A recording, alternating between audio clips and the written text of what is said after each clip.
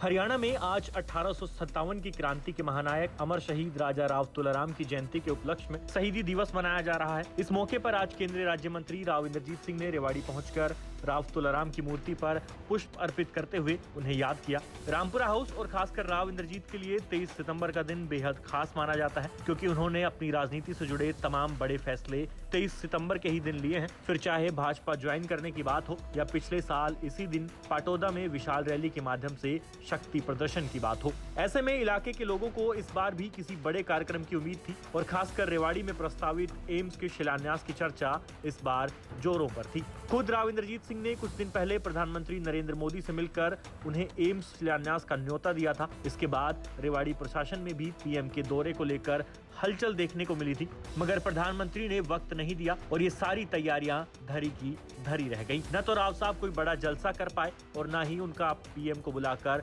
AIIMS का शिलान्यास करवाने का सपना पूरा हो सका। जानकारी के लिए आपको बता दें कि रेवाड़ी में एम्स निर्माण की घोषणा साल 2015 में बावल विधानसभा की एक चुनावी रैली के दौरान की गई थी, मगर अफसोस की लगभग 8 साल बीत जाने के बाद अब 2023 तक भी रेवाड़ी एम्स का शिलान्यास नहीं हो पाया है। अंत में आप सुनिए कि एम्स शिलान्यास में हो रही इस देरी को लेकर रेवाड़ी पहुंचे राव इंद्रजीत सिंह से जब हमारे संवाददाता देशराज चौहान ने सवाल पूछा तो क्या जवाब मिला। भाई 23 सितंबर राव तुलाराम का शहीद होने का दिवस है और हरियाणा के अंदर इस दिन की छुट्टी मनाई जाती है।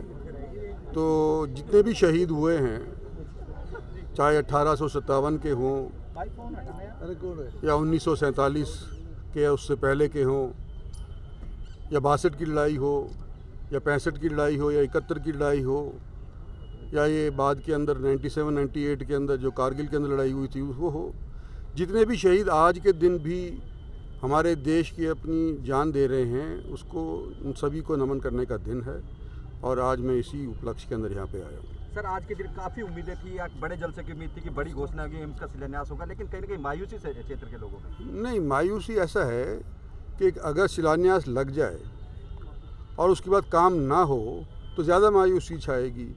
अब जिस दिन शिलान्यास होगा प्रधानमंत्री के मार्फत, उसके तुरंत बाद हफ्ते भर के भीतर भीतर काम शुरू हो जाएगा, तो वो बेहतर है मैं समझता हूँ।